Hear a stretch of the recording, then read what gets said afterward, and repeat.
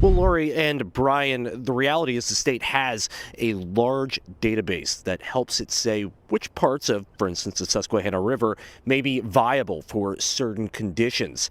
In this case, right on the other side of this building at the Susquehanna River along the city of Harrisburg, might be useful for recreation. It might be usable as a source for drinking water, but the fish that you could get out of the river, wildlife-wise, it may not be viable. Either way, lawmakers today wanted to hear about how the state is monitoring conditions in places like this river, as well as what's being done as a larger strategy to fix it.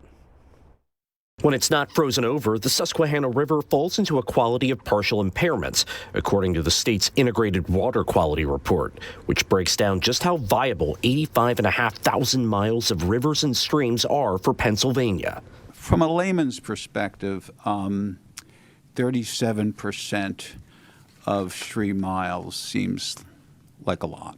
Lawmakers heard from officials at the State Environmental Protection Department on Monday about the recent reports, as well as from other experts in environmental conservation about how certain streams are considered impaired.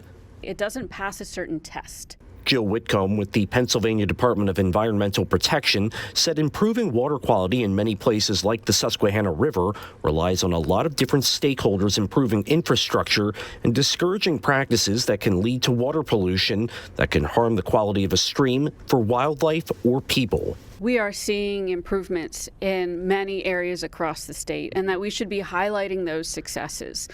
We should be celebrating our partners and the people that are making this happen on the ground, whether it's conservation districts, watershed organizations, municipalities, schools, and landowners themselves. State Representative Tom Mahaffey of Dauphin County pressed DEP leaders to work with the federal government to get more funds or recognition for smaller projects from townships and counties where taxpayers are supporting stormwater authorities. We want to see smaller projects, and we want to see and make sure that the projects that are being done should be in the municipality that raise the money by the residents, by the businesses, and making sure that money stays at home and fixing the problems there, because all problems start upstream. Mahaffey also suggested that the state look at what's being done in York County, which has implemented its own real-time water quality monitoring data, and that's something that he said could potentially help decision-making as a whole. Here in Harrisburg, Tom Lehman, WGAL News.